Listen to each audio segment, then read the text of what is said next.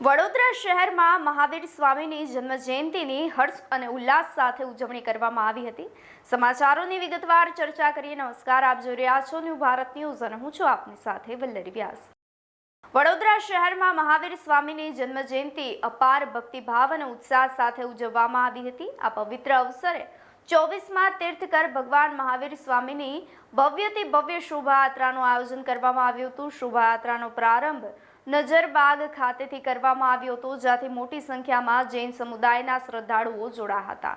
બેન્ડબાજા, વિવિધ વેશભૂષામાં સજ્જ બાળકો, જૈન મુનિઓ અને ભક્તો સાથે સમગ્ર યાત્રા છે તે ભક્તિમય રીતે બની ગઈ હતી। પરંતુ માંડવીથી નીકળેલી આ શોભાયાત્રા ન્યાય મંદિર, ત્યારબાદ અમદાવાદી પોળ અને રાવપુરા સહિતના તમામ વિસ્તારો પર ફરી વળી અને મામાની પોળ ખાતે પહોંચી હતી।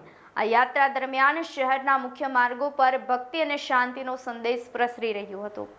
વિશેષ આકર્ષણની વાત કરીએ તો ચાંદીના રથમાં ભગવાન મહાવીર સ્વામી નગરચર્યા પર નીકળ્યા હતા। તેને જોવા માટે મોટી સંખ્યામાં વિશેષ લોકો છે તે ઉત્સુકતાપૂર્વક રાહ જોઈ રહ્યા હતા। જય જિનેન્દ્રના નાદ સાથે સમગ્ર માર્ગ ભક્તિમય વાતાવરણમાં તરબતોર થઈ ગયું હતું અને શહેરમાં એકતા અને ધાર્મિક ભાવનાના સુંદર દ્રશ્યો સામે આવ્યા હતા। આપ જોતા રહો ન્યૂ ભારત ન્યૂઝ।